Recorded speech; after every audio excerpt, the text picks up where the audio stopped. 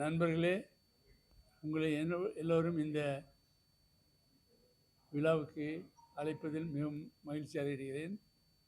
இந்த விழா என்பது எங்கள் கேகேஆர் இஎன்டி ஆஸ்பத்திரியை பொறுத்த வரைக்கும் ஒரு ரொம்ப ரொம்ப ரொம்ப முக்கியமானது. இந்த இதை பொறுத்த வரைக்கும் நான் பெருமைப்படுறேன், சந்தோஷப்படுறேன். இது என்ன அப்படின்னா, தொண்டையில் கேன்சருங்கிறது புற்றுநோய் எல்லாத்துக்கும் தெரிஞ்ச விஷயந்தான். அது தொண்டையில் விழுங்க முடியல, இருமல் இருக்குது, மூச்சு விட முடியல, இருமுனா ரத்தம் வருது, அது மாதிரி சிம்டமெல்லாம் இருந்ததுன்னா தொண்டை கேன்சர் இருக்குமோ அப்படின்னு நம்ம சொல்லுவோம். நம்ம போய் டாக்டர் பார்ப்போம். தொண்டையில் ரத்தம் வர்றதுக்கு எத்தனையோ காரணம் இருக்கலாம். ஆனால் இந்த கேன்சர் வர்றதுங்கிறது ரொம்ப ரொம்ப கொடியது. அதனால் பேஷண்ட்டோட சிம்டம் ரொம்ப அதிகமாகி பேஷண்ட் கொஞ்ச நாளில் இறக்கிறதுக்கு சான்ஸ் இருக்குது. தொண்டையிலேயே ரெண்டு பகுதியாக பிரிக்கலாம்.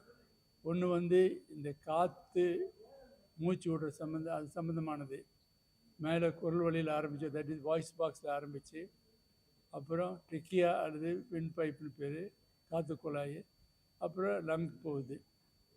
அனதர் பாகம் வந்து மேலே லேரிங்ஸ்னு பேர், ஹைப்போபேரிங்ஸ்னு பேர்.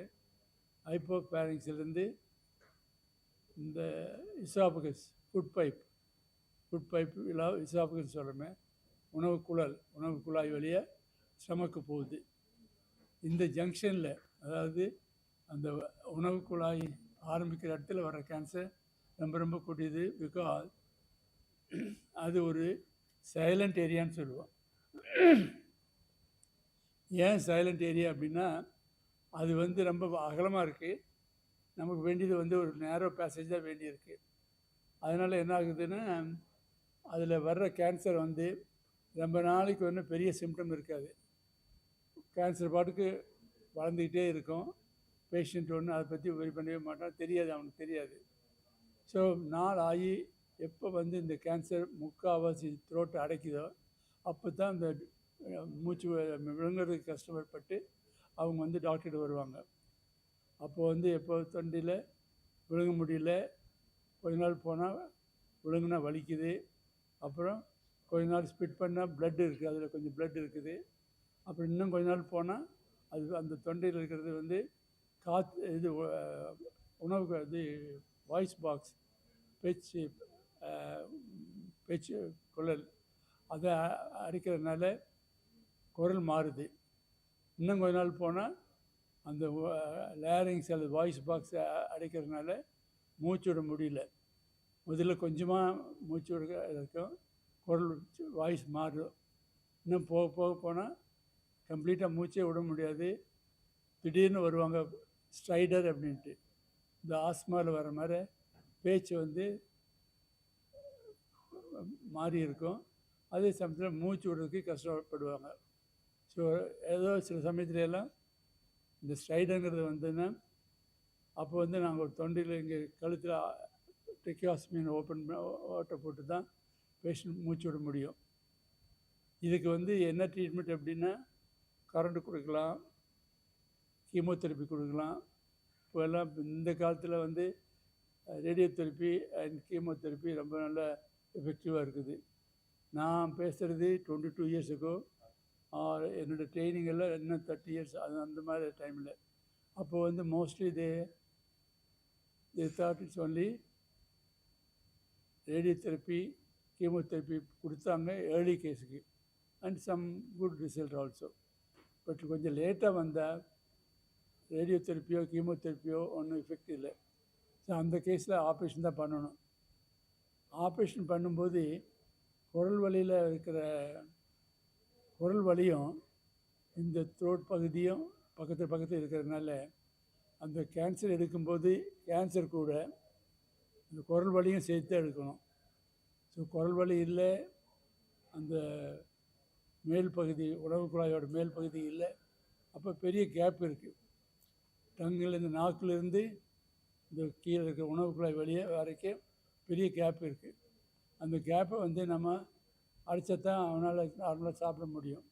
அதுக்கு என்ன பண்ணலாம் அப்படின்னா, இந்த உணவு குழாயை மேலே இழுத்து தைக்க முடியுமான்னு பார்த்தா முடியல. ஏன்னா உணவு குழாய்க்கு இரத்த குழாய் வந்து சிறு சிறு குழாயாக வர்றதுனால அது ஒரு 1.5 இன்ச்சு மொபிலைஸ் பண்ணாவே அது உயிர் வாழாது, தட் இஸ் கெட்டு போயிடும். ஸோ அப்போ என்ன பண்ணலாம், அப்படி யோசனை பண்ணால் வயிற்றை ஓப்பன் பண்ணி வயிற்றை மொபிலைஸ்னால் நல்லா அந்த அடைப்பெல்லாம் எடுத்துட்டு ஸ்டமக்கை வந்து மேலே கழுத்துக்கு கொண்டு வந்து ஸ்டமக்கில் புதுசாக அந்த இசாபக்கஸுங்கிறத ஃபுட் பைப் எடுத்துட்டு ஸ்டமக்கில் ஃபண்டஸுங்கிற இடத்துல ஒரு ஓட்டை போட்டு அதை வந்து த்ரோட்டுக்கு அல்லது டங் பேஸுக்கு தைச்சிடுறோம்.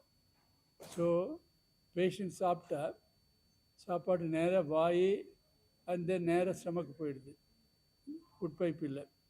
ஸோ ஃபுட் பைப் இல்லாமல் உணவு குழாயும் இல்லை, patient is able to eat.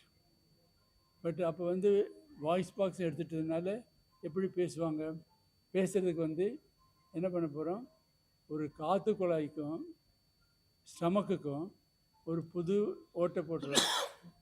அதுக்கு பேர் ஒரு ஃபிஷ்லெஸ் ஓப்பனிங். ஸோ அண்ட் பேஷண்ட் வந்து அந்த ட்ரிக்கியா வந்து brought out அண்டு வெளியே வந்து சூச்சர் பண்ணுறோம்.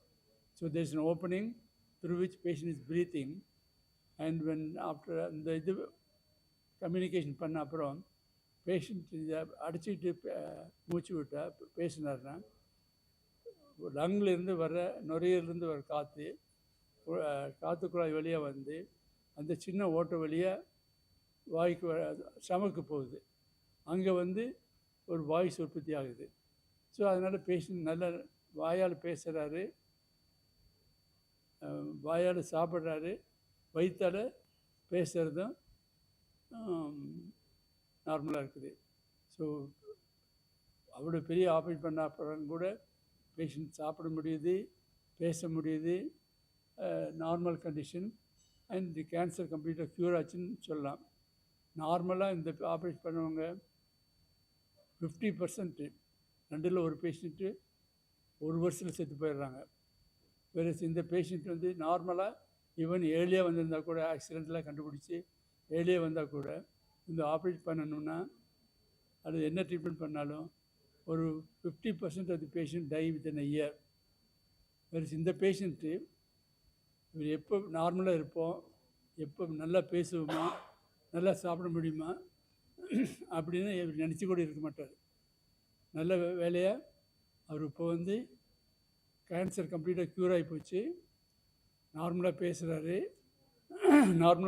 ஏன்னு சொல்கிறேன்னா அவர் வந்து ஸ்கூலில் டீச்சராக ஒர்க் பண்ணுறாரு. ப்ரொஃபஷன் வந்து டீச்சர், அது கூட 1st to 5th standard. So அது மாதிரி சில்ட்ரனுக்கு டீச் பண்ணுறது டிஃபிகல்ட்டு, பட் அது பண்ணுறாரு.